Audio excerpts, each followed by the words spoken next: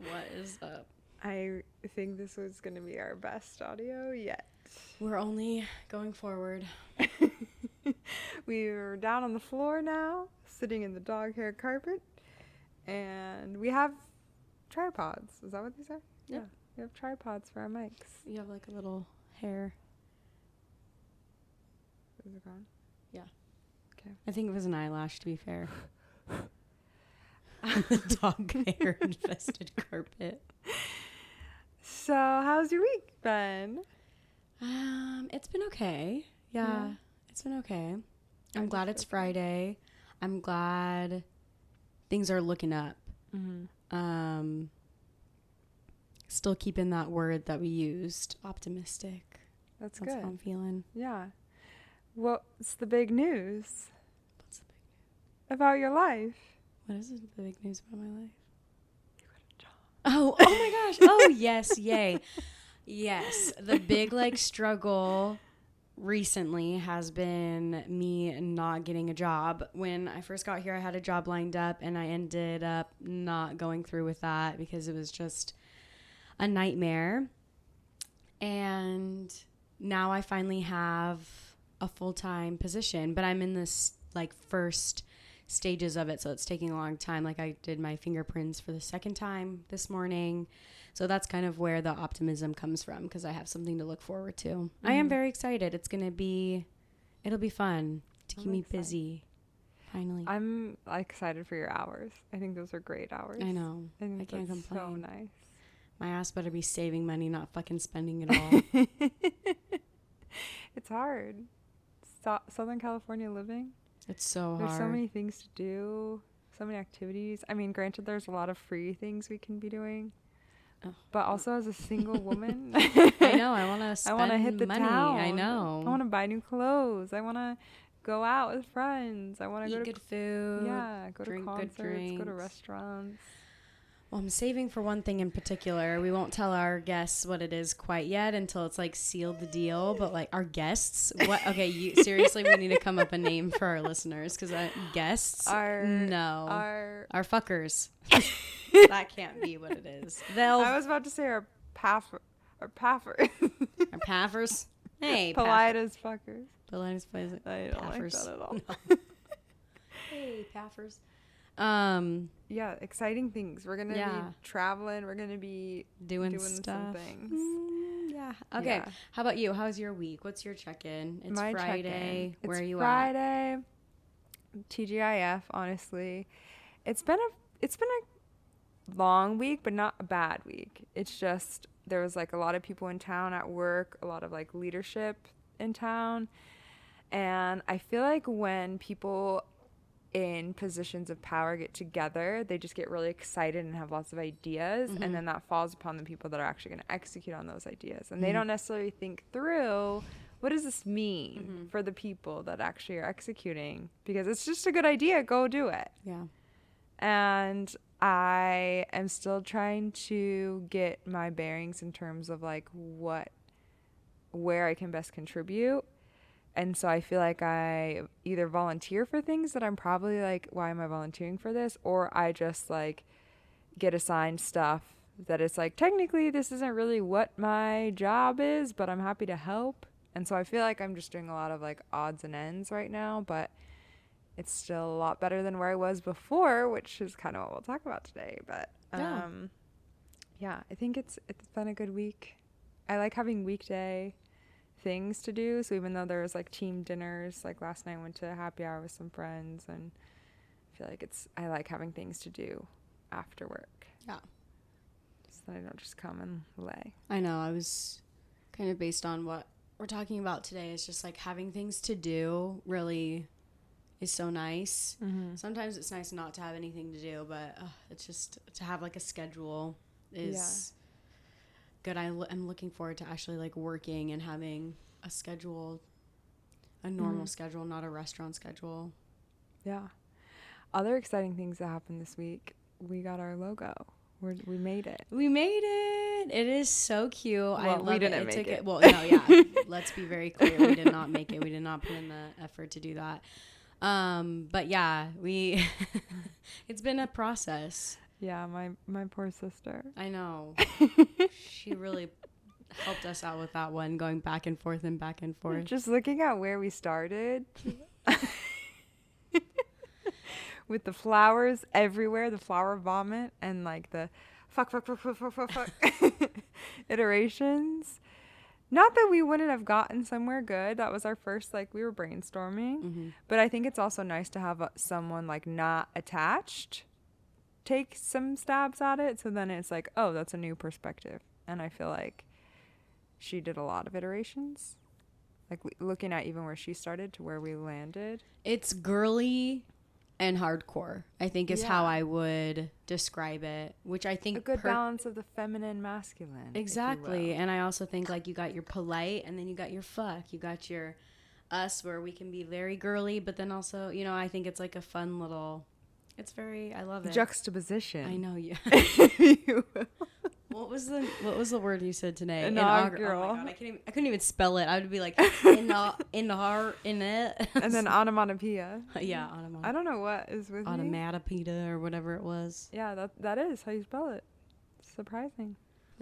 Should we dive in? Let's dive in. Should we just go for it? What are we talking about? I feel like we don't need to do too much side talk, because I feel like this topic is really important, and I feel like we have a lot to say about it. Yeah. I think it goes in with the time of year, but we were talking about burnout today, and specifically what it looks like, how we handle it, how it looks like with ourselves, how we've seen it in other people, and then yes, maybe some things that we do to help take care of ourselves during like that burnout, if you're feeling burnt out, as well as like how to stop it, and then how to help other people too. Did you already say that? No, I didn't. That's why I was like, oh, okay. I like that you added that later, so I wanted to. Yeah, I feel like, just not to skip ahead too far, but I feel like I'm in a much better place than I was, and so like looking at someone who maybe is in the place that I was in, like knowing what I wish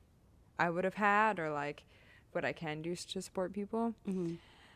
But I think we should start with our personality test. Okay. So we can well, let's explain why we decided to do this and why we're sharing this with everybody. We took the 16 personalities test, which we both taken before, and we both got different responses, but I don't know that we haven't talked about that yet, like what they are. We took this because I feel like your personality and just kind of like who you are as a human makes anything with like mental illness, anything look very different in different people. Or like, sure, there are similarities in ways you experience it, but like it manifests itself in different ways.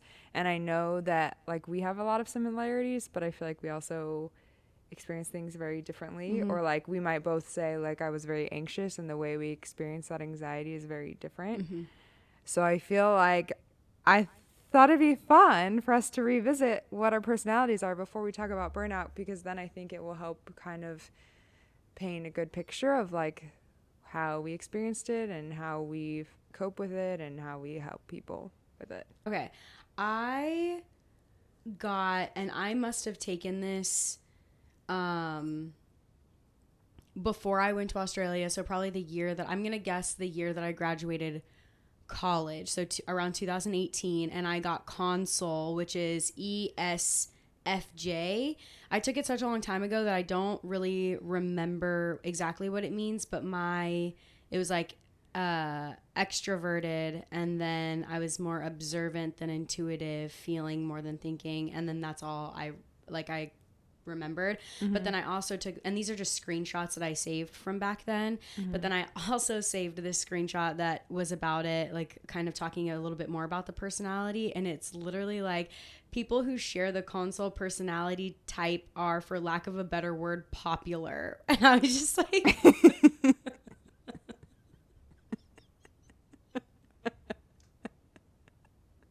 Did you feel like that was a valid thing?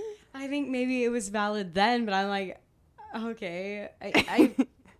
Yeah, and I remember feeling so connected to my personality trait back then, and so I think it's just like when you asked to do it, literally before we started recording, I was like, this should be interesting, and I got something totally different. I am not that anymore. Okay, wait, say one more time. What was it the first time? Consul? But what are the letters? Hold on, I lost it. ESFJ. Okay, and then today, what did you get? Today I got Defender, which is ISFJ.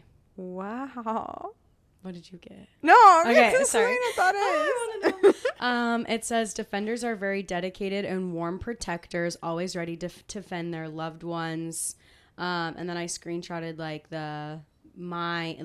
obviously a little bit more introverted, which I think is funny because I do feel a little bit more introverted now that I've kind of seen the world a little bit. Do you think it's also because you're in a new environment? No, I honestly have been feeling these like personality changes for a while. No.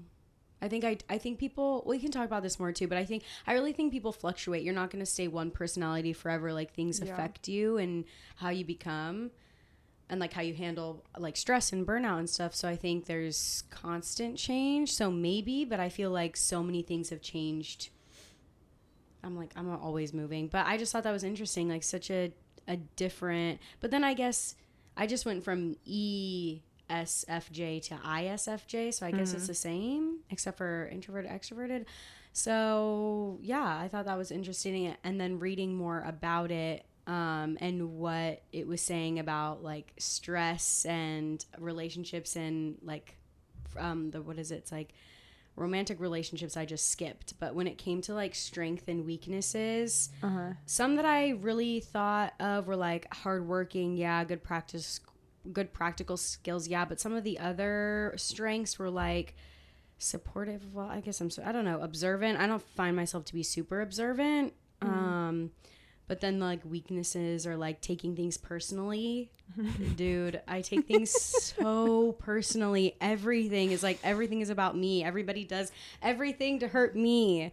Repress their feelings. Ding, ding, ding. Overcommitted. Reluctant to change. I'm like, oh, okay. Yes. And so, I don't know. I feel like it was very fitting. I think like that's like if you have the right personality where like half of it you're like, oh yeah, that's me, and then the other half you're like, oh fuck, that is me. So yeah, it's a strength and a weakness. So what is it again? Like it was the ESFJ to now it's ISFJ. And what is the like Defender. I definitely would categorize you as a defender in like the best way. Like I feel like you're such a loyal friend and like sister, and you are just, I feel like, stand up for people, and I could easily, like, when I picture you, I'm like, yes, that is you. It comes in handy sometimes, but other times I'm like that pot of boiling water just about to boil over. Sometimes. Okay, I want to hear yours. Okay, so I only took this like a year and a half ago. I saw that I took this in May of 2021, which in all honesty, I started going to therapy, I think, in August of that year. So I was nearing like the pit, which it only got worse actually, but I was like in a very low, turns out the pit wasn't the end. I got INFP-T, which they have like their little extra one on this thing, which is interesting because now I am ENFP. So I only changed one letter too. Yeah.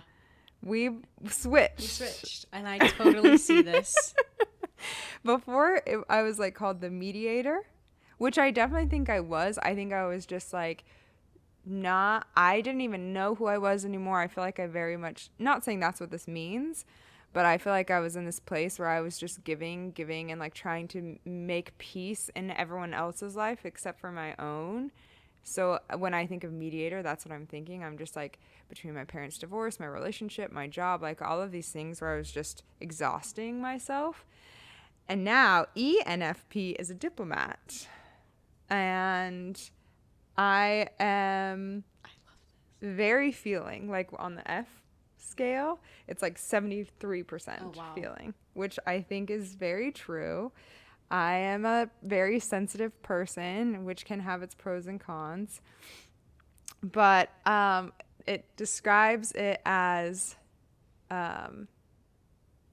true free spirit, outgoing, open-hearted, and open-minded, which I think is really nice. I feel like I am that way. I try not to judge. I feel like I'm down for whatever, and I have definitely come out of that whole, not all the way, but I feel like from not really knowing who I am to being like, oh yeah, like when I was traveling, I literally was by myself and like meeting new people every day and just like having fun and like being outgoing in that way. And I feel like I'm finding that again. But it also says it's very independent and creative, which I feel like I'm finding my creativity again too. And I do think I'm a very independent person, like especially being back in the dating scene. I am like, no. Yeah. Just no. Yeah. My strengths: curious, perceptive, enthusiastic, excellent communicator, which I don't know I would categorize myself as excellent, festive, and good-natured. So, okay. I feel like you're good at communicating when you want to communicate. Yes. But like when you are having an issue, I won't know until like 4 days later. Like, what the hell? Why didn't you tell me? You're like, well, I'm telling you now. I'm like, it's over now. I feel like I process things, maybe because my like feeling bar is so high. I really need to like sift through the emotions of whatever's happening. Yeah. But let's talk about my weaknesses, because these are just rampant. People pleasing, still very strong in my life. But this is what's funny, because today I made the side comment to Ellie. I was like, obviously I would need to get diagnosed for this, but I'm like, do I have ADD? Because I cannot focus. The second one, unfocused. Number 2. Yeah. I just really struggle with this more and more, I'm finding. Like when it comes to work, when it comes to, I will start so many things and get distracted and then like really have to force myself to come back to them. Disorganized. I don't know that I agree with that. I feel like I'm very organized in certain ways, but it's like organized as it makes sense to me. Mm-hmm. Overly accommodating. Can we talk about Europe? Because that's the epitome of that. But this one's funny because you asked how I was doing in our first episode, and this says my weakness is being overly optimistic. Like I find it difficult to accept hard but necessary truths, and I can have a rosy outlook that can make me naive, and I do think that can be true. I try really hard not to be like a quote-unquote Debbie Downer, and I always see the best in people until they prove me wrong, but sometimes that means that people will walk all over me for that reason. Mm-hmm. And then restless, which I also agree with. I think the like finding hard to focus and the restlessness go hand in hand. Mm-hmm. It said in relationships, the relationship one, it was like, because I am so optimistic, sometimes I can like be in relationships for too long because I keep trying to be like, it's going to get better. It's going to get better. Can we talk about every relationship I've been in? So this was really interesting. And I skipped like the relationship part. I didn't even read it. Yeah, I skimmed and I was like, oh, don't need it, this information right now. I'll come back to it when it comes important. Yeah. That's very interesting. Mm-hmm. I agree with that. I agree with yours. Here's my little spiel, and I'm gonna be quick about it. But this is my problem with taking tests with stuff like this, is I have a really big problem with being like put into a box, and I really like everything like labeled and organized. So you would think like taking tests like this would satisfy me because I like see where I'm at on a scale. It's like charts and yada yada. But I feel like I could be everything and this is the chameleon in me, I swear. Is like I can fit all of these. Like some days I am a defender and some, you know what I mean? And so I feel like this is my issue of like taking, if I say like one more time,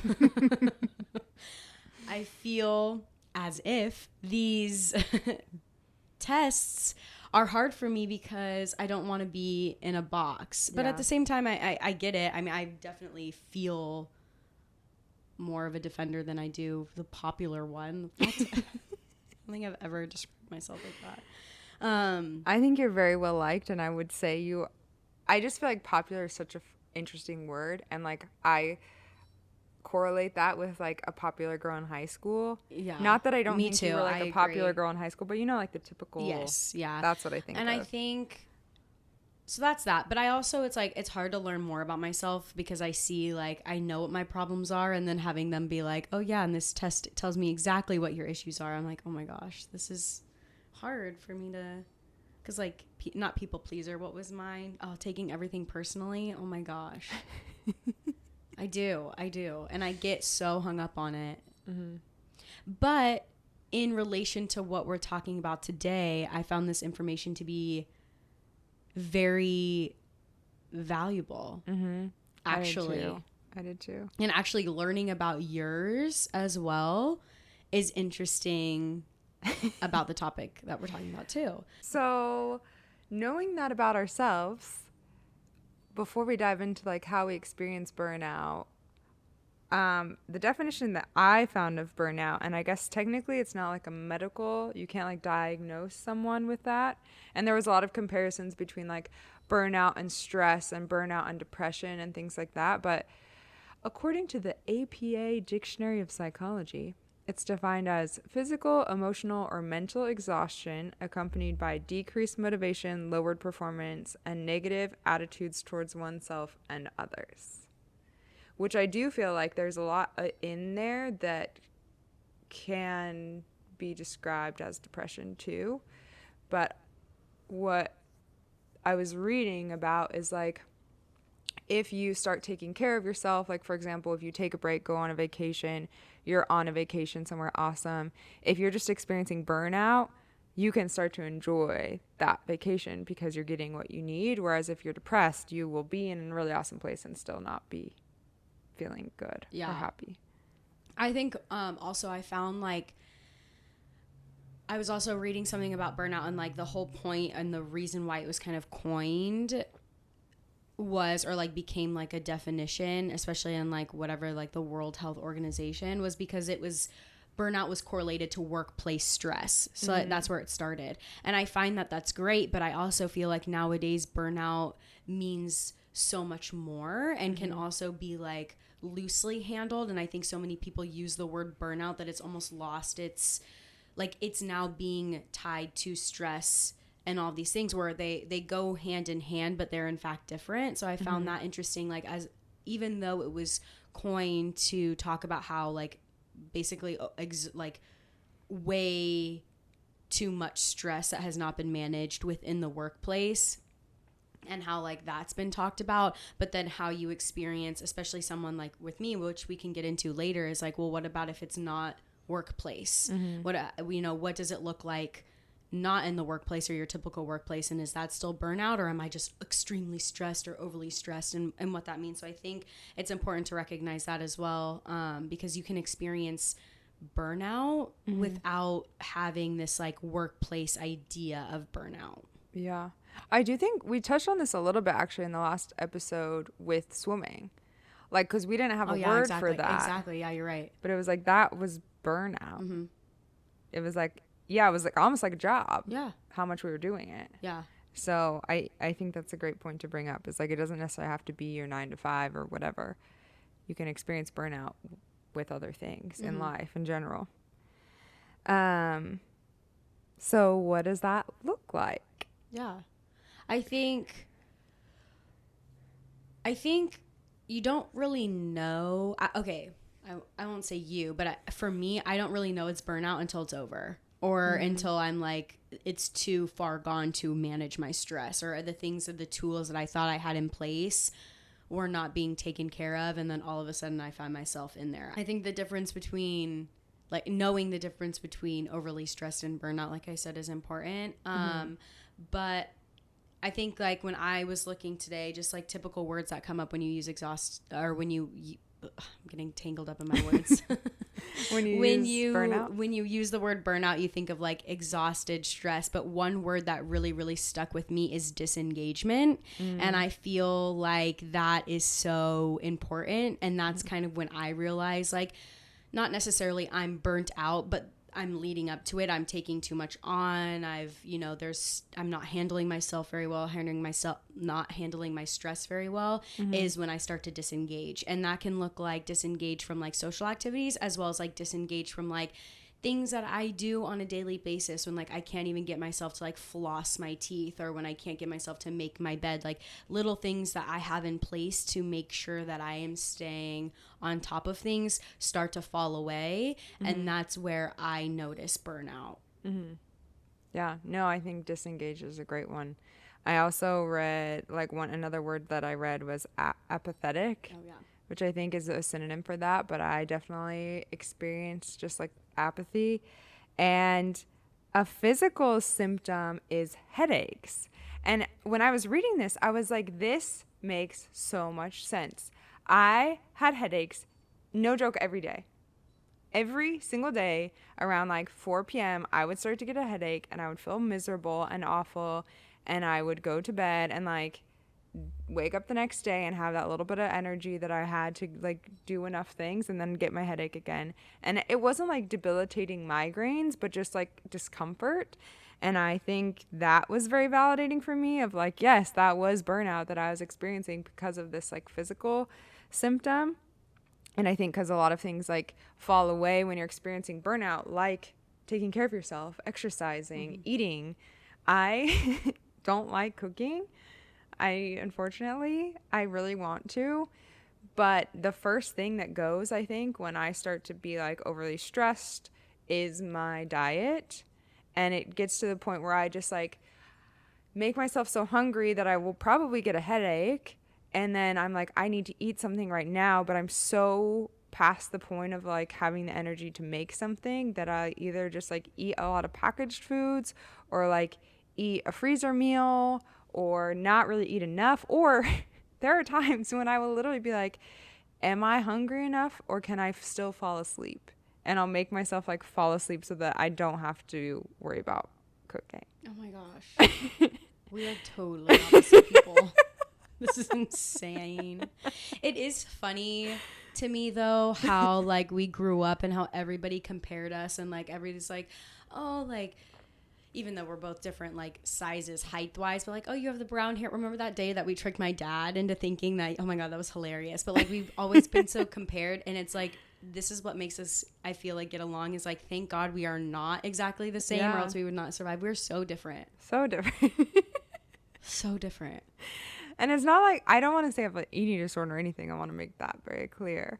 But, like, that is the first thing for me physically that I lose when I am starting to head down that path. I think people can relate to that because it is, I know growing up, like, it was such a huge cause of stress for my mom to come home and cook dinner for the whole family. And, like, granted, it's not a whole family, but sometimes, like, it's work. And when you're already stressed and tired and burnt out, even though you don't know it yet, like, if it's a source of anxiety, you're not going to do it to yourself. So you're like, I'd honestly rather go to sleep than give my body what it needs, because I just can't do it right now. So that's what it looks like. What causes it? Like, how does someone get to the point of burnout? I think what struck me most is the word that kept coming up is boundaries. And that stuck with me because it's something that I need to work on. And we can talk about this a little bit later, but I think boundaries is such a big word and it's used a lot, but I think, like, what does that look like and how does that look like in my life and in terms of, like, stress and burnout? But I think as, like, an overall term for boundary is at, let's say, the workplace, since that's kind of like where burnout was first, like, started, I guess is how you can say that, is just what I found while I was looking, as well as something that I've also done in the past when I did have a job, is when I'm on the clock, but deciding, like, okay, when my day is done, especially someone who has, like, people emailing late at night or when you're communicating with like schools and families is like once it's 6 o'clock or 5 o'clock and my phone is done, my phone is done. I do not need to be opening emails from parents at 9 o'clock at night before I go to bed. I don't need to be, the first thing I do when I wake up is not to check my work email. And so even though it's in my mind, I was convincing myself like, oh, I'm doing this to get ahead, to stay ahead. It was in fact taking little bits of me because the moments of relaxation and rejuvenation and just kind of like mental mindfulness were being stripped away by work. Yeah, so I think just on this question, the thing that struck me the most was the word boundaries. I resonate with that so much. A few other ones I had noted was like some causes are feeling little to no control, unclear expectations, lack of recognition, just like a chaotic environment, like constantly chaotic, lack of sleep, lack of support. And the reason that I was like, we should take a personality test is because it was like a lot of people with like perfectionist mindsets or like type A personalities, which I hate to say that I'm a type A person because I'm like, I'm relaxed. Like I'm fine. It's fine. But I think that Everything's fine. I, for my own self, am very hard on myself to like be the best that I know I can be. Like I don't place that on others, but I very much place it on myself. And so I think combining that with like being micromanaged, being a chaotic environment, like the things you said about technology, like not having boundaries because technology allows you to be connected with at any time, at any point of day, all of those things combined is just a recipe for disaster. Yeah. I think it's also important, like,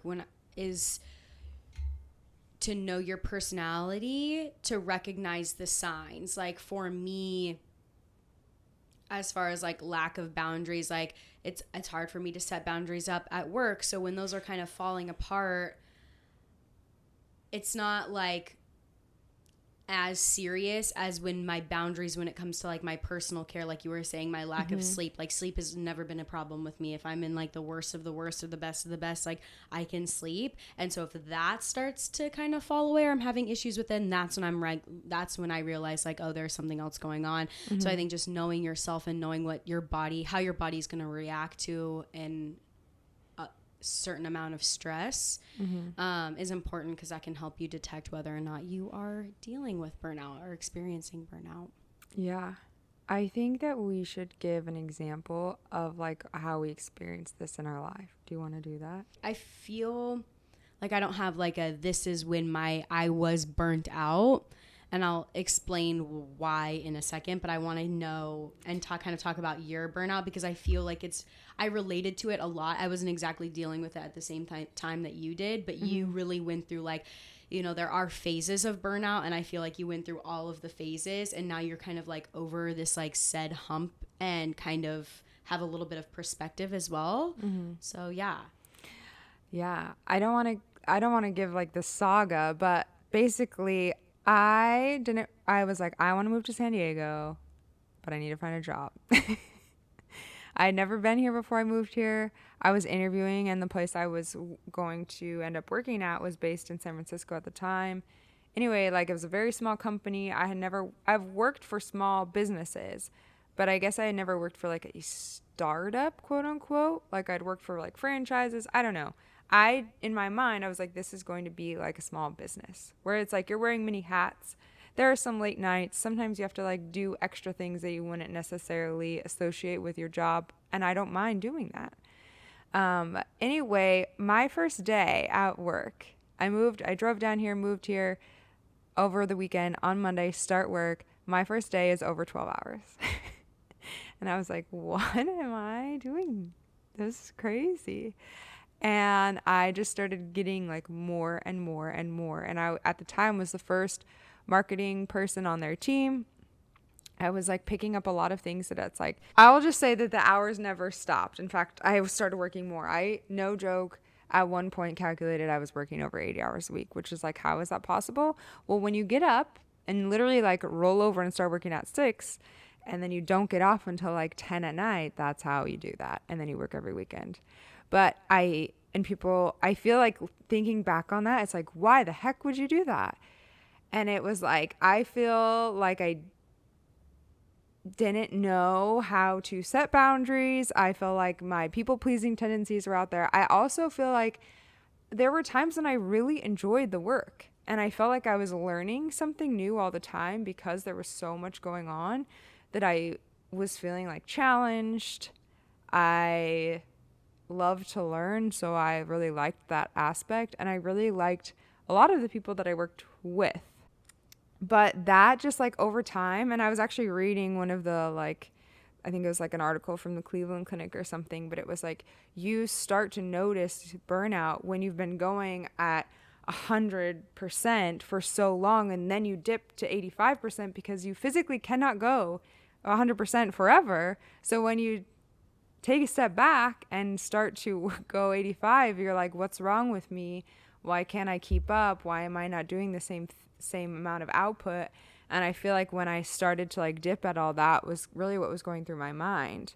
And like the work never stopped and the work changed, but like the workload, it was just a lot. And I feel like moving here, starting that job, I didn't have a big social life. I didn't know anyone here. And then COVID hit and I'm living alone and I'm working on the computer all day. I think staring at a screen all day. I think doing that as many hours as I did.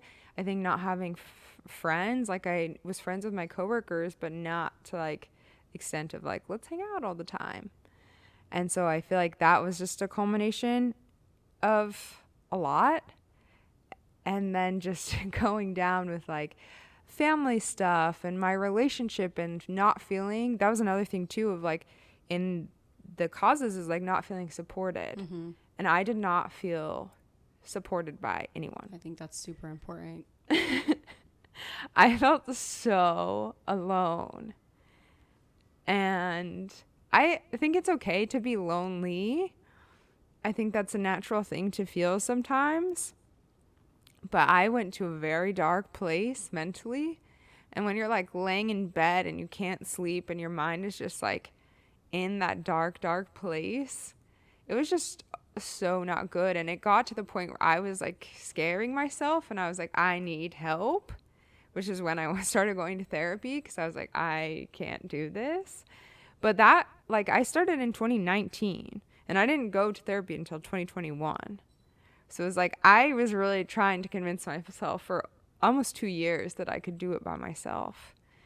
And that is not the case. In fact, you do need a support system and people and friendships. And yeah, there's so much more to that story, but I feel like that is really what that looked like for me. And I feel like a lot of people can probably relate to that because of COVID and because of remote work. And there are so many like good things that came from remote work, but I also think that like constant, like the technology piece of just constantly feeling like you can never shut it off is awful. Mm-hmm. You like should not be in contact with your job at all hours of the day. Yeah. It's insane. Yeah. Yeah, I also think it's important, just like with what you just said about how this was a 2-year long kind of process, and even still, just because you started going to therapy in 2021, yeah, it's now it's almost 2023. Like there's still a year of actually like making choices and decisions and more like bigger things that have happened and you've experienced to just kind of like be the straw that broke the camel's back and then be like, okay, something needs to change. Yeah. So this isn't like burnout isn't like and this is where I have trouble with differentiating between stress and burnout, because I feel like there are so many things that you go through until you hit that burnout stage, and it's not like, or phase should I say, and it looks different in everybody and can get built up and I don't know. So I think like basically what I'm trying to say is it wasn't like, oh, this was happened within a month. Like this was a process of just kind of not taking care of yourself and being like overworked in all aspects of your life.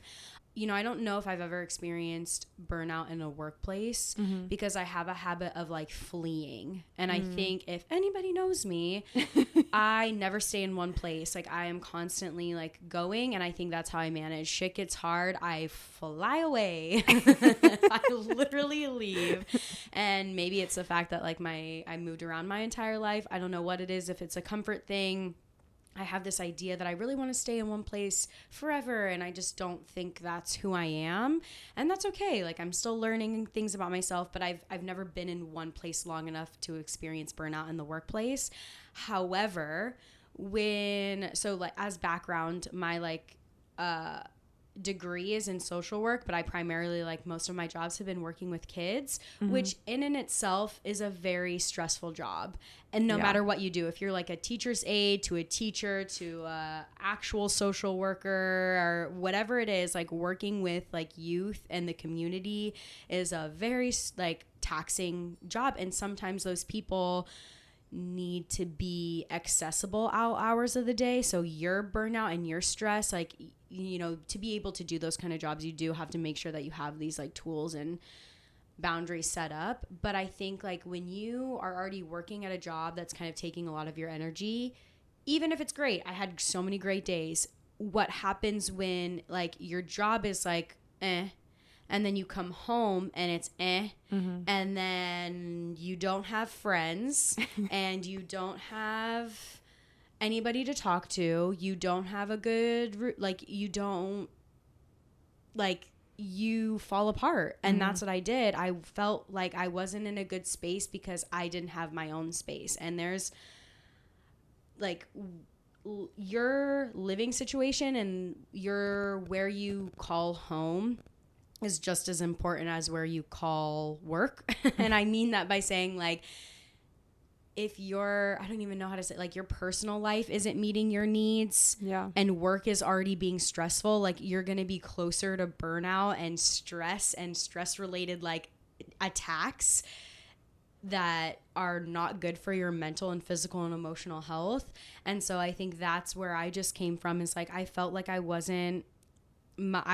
giving all of this away and I wasn't getting anything in return, and I would sit here and complain about it, and I wouldn't do anything because I felt like I couldn't. And until one day I like woke up. I mean, it wasn't like I just one day, but I was like, I need a change. I can do this change. I'm financially stable right now to do this change. What am I going to do? And of course, me fleeing, I was like, I'll come to San Diego.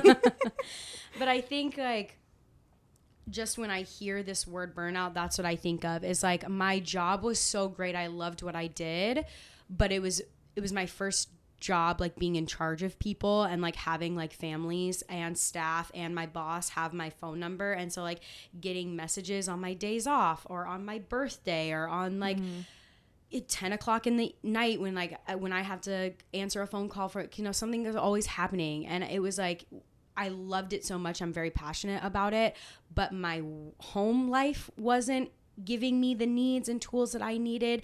I became a very strict and regimented, what's the word? Is that regimented? Yeah, regimented. Is that a word? Yeah, person, because I felt like that's the only control. So I miss that person in me right now with what I'm going through right now, because I'm finding it a little difficult to like do the things that I know make me feel better. I just like feel like I can't do them. But what I mean by that is like I couldn't control my work life. I couldn't control my home life. So I'd literally like wake up, take the dogs out, go to work, come home, work out, make sure like I had to work out, and then I would eat my dinner and I would go to bed. And anything that strayed from that path during the week caused me so much anxiety. It stressed me out. Like even my sister would be like, hey, me and the baby are here tonight, meaning like where I live. Do you want to come out tonight, like for dinner? And I was like, I can't. It doesn't fit into my schedule. She was like, what are you talking about? You don't have anything to do. Like you're off at 4 today. I'm like, you don't understand. Like if I don't do this, it's the only thing I have control over. And I wasn't very good at communicating that with the people that I lived with. And so like it was just a lot going on. And so that's kind of my most recent experience with burnout. Now, I don't think everybody should feel that way and then flee the coop. It just seemed to be the best decision for me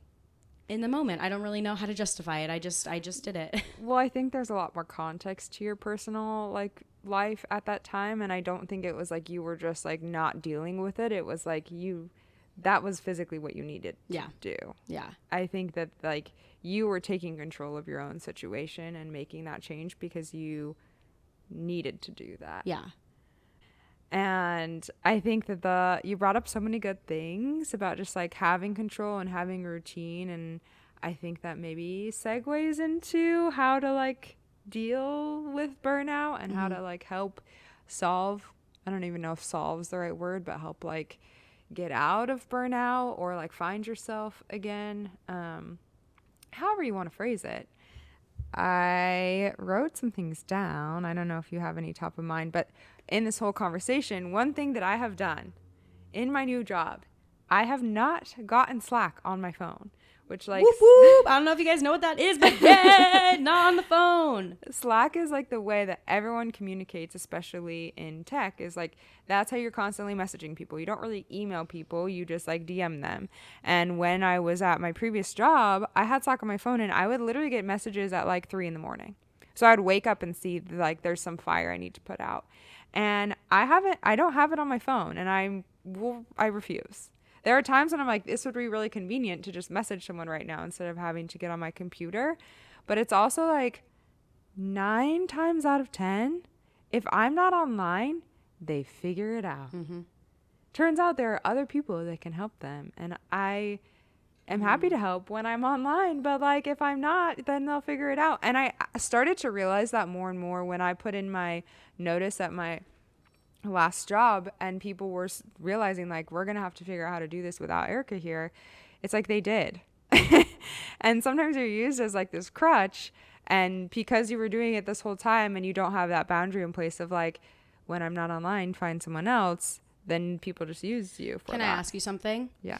Have you ever felt like you are the only one that can do a job and that you are so valuable that it is like it causes you anxiety? Do you ever think like that? Did you ever think like that? Yes. It wasn't in the sense of like, I'm the only one that can do this. It was just like, I know that I can do this the quickest. And it's going to, if like they try and go another route, it's going to take them so long. And like, I can get this done really quick. And I more so want to be helpful than anything. Mm-hmm. And I feel like I find that's in my personality. If you want to read up about me, that I like find a ton of value in helping people. Mm-hmm. And so it's like that, those small bits, even though it could be very exhausting and take me out of like whatever personal thing I was doing, it's like, oh, I'm going to help them really quick. See, you come in for such like a beautiful perspective. My perspective is like, I can let me do it all because you're going to mess up my system, and like, I just let me do it. And like, I just want to do everything. And that was such a big learning point that I actually learned in college. And it was like one thing, like when this person said this to me, I was so caught off guard. They said like, you are not like, it's not like, what's the word? The place is not going to like fall apart just because you're gone. And I was like, rude. It will, but it's not, everything will run just because I'm not there. Like if you take a vacation day, put your phone away, like they are going to survive without you. And even now, like if you don't respond to that message right away, they are going to survive without you. It's not like you are this, it's not like you know what I mean? And it's not to put you down. Like, you know, your worth at your job and how important you are. But I think it's important to remember, like, things happen and they figure it out. Like, don't let them use you because they will. And I think that took a really long time, and I'm still learning it. But I that's my thought process is, no, I want to answer, or no, let me put out this fire right now because I will do it the way is right. Like, let me do I mean, there's definitely that underlying part of that too. Is like, you'll mess it up, then I'll have to fix it anyway. So just let me do it. But I'm helping you. Yeah. Yeah. But yeah, so I think that like when you were saying that about how you don't have those kind of things on your phone and how things like they actually did end up figuring it out without you is something that's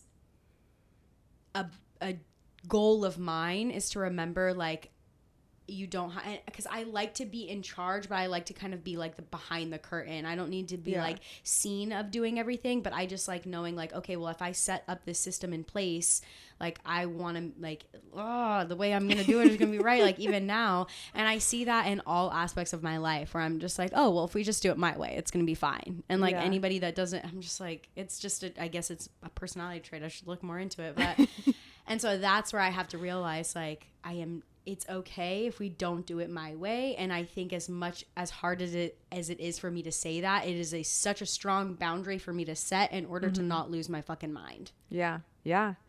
I remember what I was going to say, but you brought up vacation, and there are times when I still, even now, find myself getting caught up and being like, I have to finish this. Like I have to do this. Even if I have a headache and I'm exhausted and I don't feel good, like I have to do it. And then I'm like, I'm literally not on the verge of curing cancer. I'm not like, what I am doing can wait until tomorrow. Yeah. It is okay. Yeah. It's just like sometimes, and there is a ton of value in the work that we're doing and the people that we are and what we bring to the table. But I think that's a good, like what you were saying is like, the world's not going to burn down. You're not like, I don't want to diminish what you're doing, but you're really not saving the world. Yeah. But I think like it's something so important. And I think you said this just kind of talking about how like what you liked about living in San Diego and how you use the ocean as kind of that reminder of how like insignificant you are, but in the best way. Yeah. It's so important to remember. If we get so caught, and I notice this all the time with myself, is if I get so caught up in all of these little things that are happening, I'm gonna miss the bigger picture. And I think it's the same thing with burnout. You get caught up in all of these little things that can be handled, but because like, you know, people are good, you know, most people are good people. They want to do a good job. They put the energy in where they're going to have to spend most of their time anyway. But letting things go and creating boundaries is just going to save you in the long run. It doesn't mean you're not good at your job. It doesn't mean like the imposter syndrome that you're talking about, you belong there. It just makes you even more of a stronger person because you're setting yourself up for success in the future. Remembering that you're insignificant is the main point.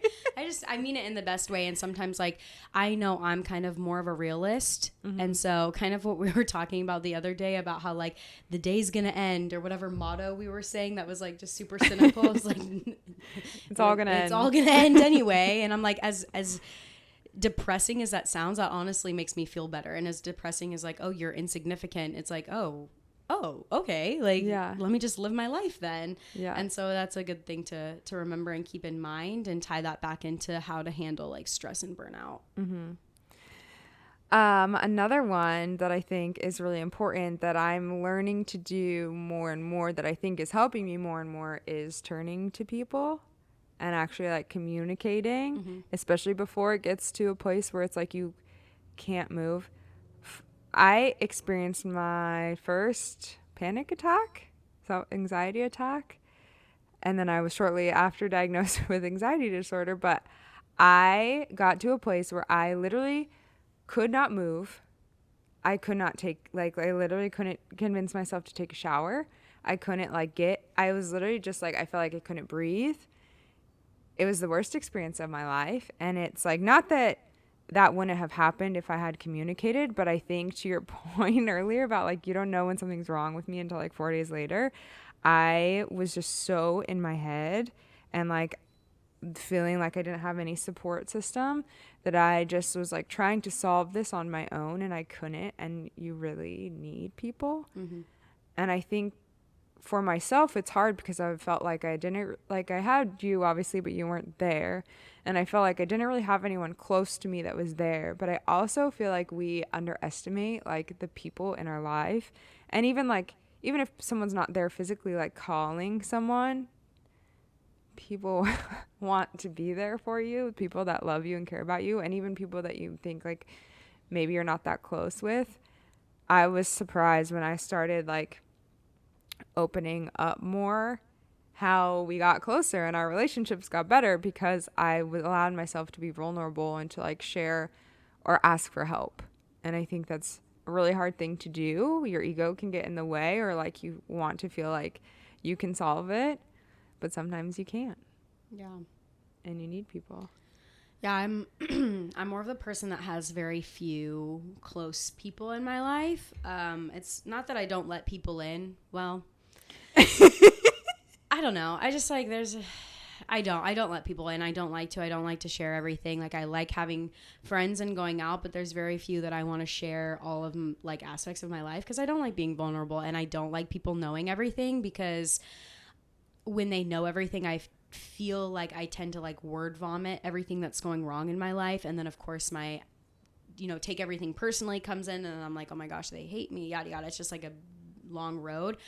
But for the people that kind of are more not willing or not wanting, or those people people persons who want to, find it hard to be vulnerable with like their new group of friends or somebody that they haven't yet, I say, either bite the bullet and do it, because every time that it has happened, like I think you're right, like you will be surprised by the amount of support that is given to you and how relationships grow from it. But also like reach out to the people that you are comfortable with. No one's ever sick of you, and I think that's so important, especially from like a big sister perspective, is like I always say this, and I'm sure you can relate, is like, what would I tell myself if my sister was saying it to me, if somebody else was coming at that to me, and like what would I say, being like, oh, I feel like I can't talk to you because I don't want to annoy you, or yada yada. I'd be like, what are you talking about? You would never annoy me no matter what. And like I know 100% always, like they are always there for me, and it's like that's 3 people like that already, boom, done, like that I have.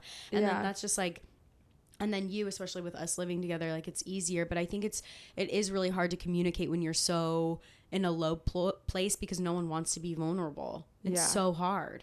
And to clarify, I don't think you should just be sharing your deepest, darkest thoughts with everyone. Oh, yeah. I feel like it's like I was in such a low spot and I felt like I didn't have anyone, but I wasn't remembering all the people that I know that love me, like you, like my family. Like I wasn't turning to those people because I was like, I have to figure this out. Yeah. But I think it's really important to like lean in and lean on people because they want to be there for you. They love you. Yeah. I think mental health wise, if you can afford to go to therapy, or like honestly, if you have insurance, find someone through your insurance, or find like my therapist has like a nonprofit sector of theirs that is like they'll provide therapy. So I feel like there's ways to find it, and if there's not, there's other outlets like journaling, like going for walks. I think exercise is such a huge one for your mental health. Like when I don't exercise, I notice the difference in my day, which Ellie and I sometimes beat ourselves up about, or we'll be like, I didn't exercise today. But I don't think that means you need to like go on a 10-mile run. I think like going on a walk, when like you thank goodness for dogs, because when you're like, I'm going to take the dogs out, and then I come with you, and then I am outside for 10 minutes and I'm like, wow, I already feel better. I feel so much better. Yeah. Is everything cured? No. But am I like in a way better place than I was 10 minutes ago? Yeah. Yes. And that's a word that kept popping up. Like when I was looking at burnout, I even like looked at like what is kind of been trending, and like, okay, well, what's this thing? And like what I kept seeing, I guess it's not really new, is this idea of mindfulness or like meditation, which is great. I love the fact that people say that they're mindful and they can like meditate. I, on the other hand, don't want to meditate. The idea that I have in my mind when people say meditate, I think of like crisscrossed arms and legs humming. Like I don't want to do that. That sounds horrible. Well, turns out that's not exactly what that means. And I think finding your mindfulness state or your meditative state and something that is relaxing to you is what's going to help. And so, for example, kind of what we were talking about last week is like finding that same like mental state of when you were swimming. It's very similar to when I am being mindful and meditating, is when I'm like exercising or like running, where like nothing is in my mind. I'm not thinking about anything. And also I find it important, and like one thing that I'm practicing is the idea of like when you are meditating, the idea is like nothing's in your mind, or the way that I view it is like you're literally pushing everything out. So like all the voices, all those like images, everything that's like blasting your mind 24/7, you're pushing it out so that you can relax. And so even sometimes, this is going to sound so bad, and I don't mean it the way that I'm going to sound it, and I don't recommend, but sometimes I do it while I'm driving. But let me let me clarify. Like, I'm still like there. I'm still driving. I can like drive, but just like those little stories or like flashes of something that are negative, or like negative thoughts that are coming. Like, it's normally I have these thoughts and like anxiety when I'm driving to work or the start of the day, because I'm like, oh my gosh, is my plan through the day gonna fall through? And taking this like 20-minute drive just to like push it all out is something that I've been trying to do. But also, like, again, with the running, because I feel like I do want to meditate, and I want to be a mindful person, and I want to be able to have that mental strength to push those negative thoughts away, or anything away, just to kind of clear your mind. But like I said, I won't achieve that goal if I am sitting in my room humming. Like, that's just not what's gonna get it for me. So what is? So finding your what? It's not gonna do it for me. Not gonna do it. So just finding what works for you in order to achieve that. I think that's really important. And then you can jump on that, meditation, mindfulness wagon. That seems, it's very popular, and people swear by it apparently. So I'll try more of it. See if it works. No. I think that's a really good one. Yeah. And then, of course, like, back to what I was saying is like the way that you see burnout is lack of boundaries. Well, the thing that you can help fix it is setting up boundaries. And so what that can look like is, I think that's something really important, is not downloading anything on your phone that has to do with work. Sometimes it's very difficult, and if you can't do that, obviously, but if it's something that you can do, or to like silence any notifications as soon as your day is done and you've left, like, that's the day done. You don't, creating those boundaries is super important, and practicing. There's going to be really easy days and there's going to be hard days, but that's what makes it worth it, so that you can go longer and live a happier life without burnout and manage stress. Yeah. I think like all of those things are things that I'm working on now. I feel like I felt so overwhelmed even by the thought of doing any of those things. Like, I couldn't bring myself to get there. So some of the things I was reading was about like reevaluating priorities, reframing your work, and like, when you think about reevaluating priorities, it's like prioritize your basic needs, which usually aren't being prioritized, which is one reason why you're feeling so awful. Like, when I was talking about diet and food, it's like, that is usually the first thing to go for me. So I was talking about this last week in therapy, is like, I don't know why I'm feeling so tired. I don't know why, like, I can't, like, we have this podcast and it's my creative outlet and I want to do it, but like, I can't bring myself to like work on it in the evenings. And she's like, are you eating? And I'm like, yeah, I bought my like freezer pack of burritos from Costco. No. But it's like, food is energy, and that's not going to like make me have energy to want to do things. So I feel like reevaluating priorities, and then the reframing work part is honestly what I think allowed me to last at my previous job as long as I did, was because I would try and think about like, what is the value of the work that I'm doing, and like really thinking about like the task that I'm working on, and like, what is this bringing to the company? And honestly, like making the priorities for myself, even though someone else might be deeming it a priority, of like, I know that this isn't. I don't want to say like retaliate, but you can, but also like, you have an intuition, you know what you're doing. So reframing what it is you're working on, and thinking about like, I want to work on the things that are going to bring the most value, and I'm going to prioritize those first. And at the end of the day, if I can't get to the rest, then that's fine. I did the highest priority things.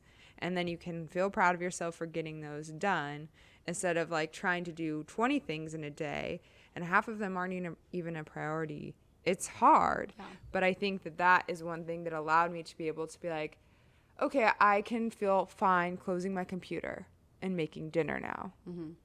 And now I made dinner, and now I'm going to go work on something else, do my hobby. When I say work on something else, I don't mean like work. I mean like a hobby. I also find that when you are in a very low period, well, not you, me, I should say me, sorry. When I am in a very low period, I'm I'm the kind of person that likes making lists and checklists and to-dos and all of that stuff.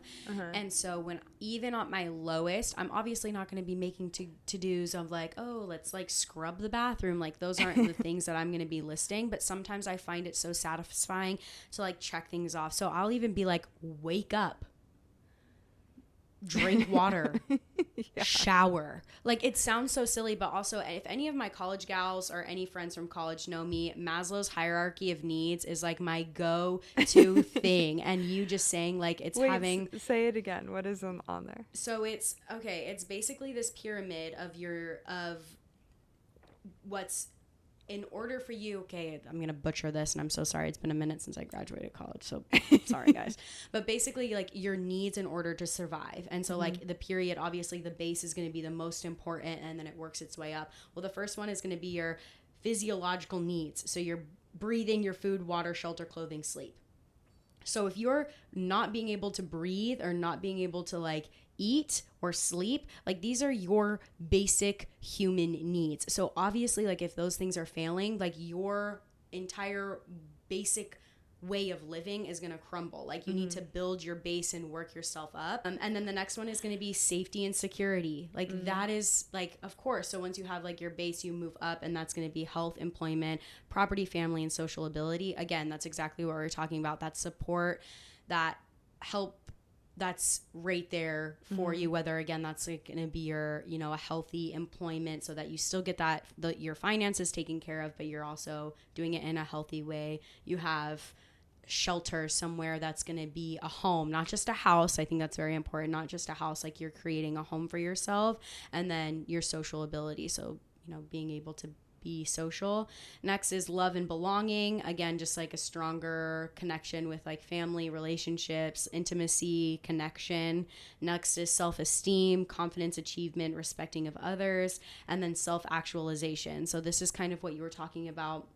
This made me think about when you noted about the work that you're doing and what is important to you. I think this is where this comes in, because this is morality and creativity. So if the work that you're doing at your previous or your job, whatever, that's, you know, causing you so much stress, does it fit in your moral code? And I feel like a lot of people are experiencing that, where it's like, I like what I do, in the sense of like, I like my job, but the overall structure is not something that I'm passionate or working towards or even want to stand by. And that's causing me anxiety. And I think I've been hearing a lot of that.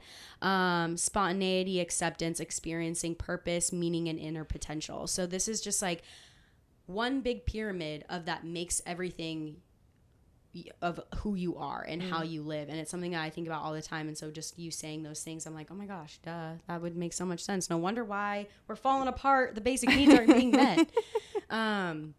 Sometimes when you're in the lowest of the low, you just need to focus on the bottom, like your physiological needs, and then work your way up. You don't really need to be fixing, you know, your sense of purpose right now. If you can't even roll out of bed, let's like focus on the little things. So No, I'm so glad you brought that up. Like thinking about it in that pyramid is such a great visual, because we're throwing out a lot of stuff right now. And it's like, well, where do I even start? But I think that's so like your literal basic needs. Just like, like exactly. Don't get some sleep. Yeah. But I like what you were saying is like, I felt like, you know, I have these tools for when you're out of it and how to keep it from happening again, or how to recover from it, because sometimes like your body has been so drained, but then you have this kind of like awakening, you have all that. But like what you said is, okay, yeah, that's great information, but what do you do when you are like in the middle? You can't even eat, you can't even, you feel like you can. That's another tool that my therapist taught me, is you feel like you can't always put you feel in front of it. Very good tool. But what do you do when you're at the lowest of the low? And I'm like, well, let's go to the lowest of the low of the pyramid, and what's missing here. Let's make sure, like, is shelter taken care of? Is food taken care of? Is sleep taken care of? It sounds so silly, but sometimes like you do just need to sleep, and then we can tackle everything, you know, tomorrow or, you know, the next day. So yeah, these are all so good. And I will say that I feel like I was trying to do a lot of them, but there are some instances where it's like, sometimes you cannot, like, as no matter what you do, you have to change your environment that you're in altogether. I feel like I was utilizing a lot of the tools that I was gaining in therapy, in my own like work, and I felt like there was good change happening, but I was never going to get to that next, like, not even level, but like finding who I am again and being like my most authentic self until I quit my job, because my job was my biggest source of burnout. Granted, a lot of other things in my life changed too at the same time, which I think like was a blessing and a curse into a blessing. But even though other things had happened prior to me quitting, it was ultimately like my environment at work is so not good for me. And I cannot, there are so many things I cannot change. Like, I'm trying to do the best with everything I can control. And there are so many things outside of that that I can't, that are impacting me. And I am worth more than this. And sometimes you just have to quit. Yeah. I also think a big thing for me is like, just because I packed up everything and left, there was still a lot of growth. And that's what these few months have been, is like, it wasn't a complete answer to a question. It was a start of a growing process. Mm-hmm. And it's so hard because like you even see, like, when I moved in, I was like, I was ready to decorate. Like, things don't just happen after one day. Like, it takes a second to build and grow. And so it's important to keep in mind as well. But I think, just real quick, but before we end, what are tools that, you know, I like what you have to say is like, how can you help someone? And what do you say if someone comes up to you and says like they're experiencing burnout, and how can you be supportive and understanding? I think, what are some thoughts? Well, I think the thing about like having meaningful friendships is you have to put an effort into that. When you're burnt out, when you're in that like really dark place, it's really hard to reach out. That's what I was saying. It's like, if you can do that, that's awesome, and you should try and do that and just not even think about what people are going to think. But it is really hard. So when you're on the other end, when you feel like you can text someone, when you're thinking of someone and you're like, even if it's like, oh my gosh, I just thought of this funny story, hope you're doing well. Like, actually sending those instead of just thinking those in your head, acting upon that, because 9 times out of 10, that's an intuition and someone needs that. And you, like, that's the universe working through you to help them. Yeah. And I think that is super important when you feel like you're in a place to do that. I think trying to be observant, and like, you don't need to have 5 million friends. If you have one friend, if you have 2 friends, what have you, like, be aware of them and put in effort into that relationship if you have the ability to do that. Don't just expect like, oh, if they're my friend, they're going to reach out to me. Because if someone's burnt out, if they're in a bad place, if they're having a hard time, they probably won't, because they're struggling to satisfy their basic needs of life. Yep. So I think if you have that ability, do that. And that's one thing I'm like, as I feel like I'm growing more and more, and there are days when I don't think I can do that, but there are other days when it's like, I think of someone and I'll text them. Or like, things are happening with my family, and I, like, before I would like be like, oh, it'd be really nice if I, like, I don't know, reached out or said congrats or like responded to their message. And now I actually do it. And I think those little things are just so important. Off of that is like, sometimes when someone is in a dark place, and I'm speaking for myself, it is just so nice to not have to make a decision. And so this actually happened. I don't think it was intentional. If it was, that's awesome. But one of my friends was like, hey, I'm actually on your street right now. Do you want to go for a walk? And I was like, I don't really want to. In my mind, I'm thinking like, I don't want to, but they're there, and I don't want to like just that be a recluse. Yeah, kind of like steps kicked in a little bit. Yeah, it's like, I love what you said. Like, I feel like I can't, but I can. I can put my pants on and my shoes on and go and on a walk with them. And it's just like those things when someone's like, hey, I'm here, or like, hey, are you free right now? And probably they're free because they're wallowing in their house. You can be like, I'm going to bring dinner. Like, I'm going to come over or something. And it's just like, act upon that. Obviously, like, within reason. Don't just force yourself into their lives. But sometimes that's just so nice to have someone just be like, hey, I'm right here. Do you want to come? Yeah. Or like, can I bring you dinner? I'm right in your neighborhood and I want to see you. I love that. I think that is what resonates with me the most, because I find it hard. I can't even respond to a text message, let alone pick up the phone if someone's calling me and stuff like that. I also, because I don't like being vulnerable, would find it very hard, like if someone just like showed up and wanted to like talk. But if you come and you bring dinner, or you're going on a walk, or you're like, or it's like, want to watch this movie? Yeah, like, hey, what do you want to do? Like you said, the decision making is over. I am not going to be making decisions. But if you come up and say, hey, let's go on a walk, or hey, let's watch this movie, or do something like that, like that's automatically like, okay, the thought process of me having to choose it wasn't me that had to do that. And now, you'll be surprised by how good you feel, and sometimes like even sparks up that conversation to be like, hey, like I really appreciate you doing this, because I am really not feeling too good right now. And then it's those little things. And then if you're not ready to talk, just see how that walk feels. I bet it was probably so nice just to like leave the house. But yeah, I like those. But I'm also, like we kind of talked about before, is like I love that gift, like acts of service and gift giving. So that kind of stuff is like, oh, I freaking love it. I think if you don't, that can be really hard if you're not, like, if your mindset doesn't go to like acts of service, quote unquote. Oh, for sure. But that doesn't mean you can't do it just because you're not like naturally that's the way you think. It's like that's a muscle to practice. Yes. And I feel like when someone is in a really low spot, acts of service is really so what they need. Yeah. Because they can't take care of themselves. That like, even if you don't stay and hang out, bringing someone dinner, leaving them a note. Yeah. Like, oh, I got this bracelet because I thought of you. It's still sitting on my counter because I want to set my intention. But like those little things, I think people don't realize how impactful they are. But when you're on the receiving end, and all of us hopefully have been, it's like those are huge. Absolutely, 100%. And I also think like just thoughts that I've gathered just while we talk about this is like what I'm gonna do, like just after having this conversation, is really get to know the people in my life more, so that I know what to do when they are feeling low, because what I need is not what you need.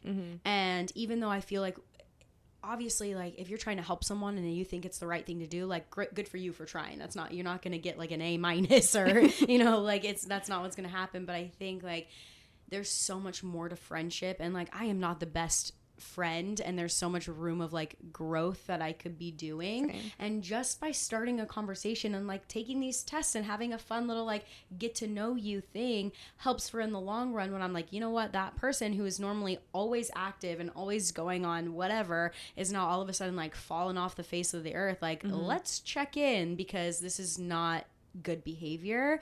And I think good behavior as in like normal behavior, you know what I mean? As in like they're happy, healthy. Yes, yeah. And I think that's like one thing that I can do now just to start off, because I think that's important to want friends in your life. You have to be a good friend, and that's one thing that you can be doing. So that's definitely one takeaway. And then also,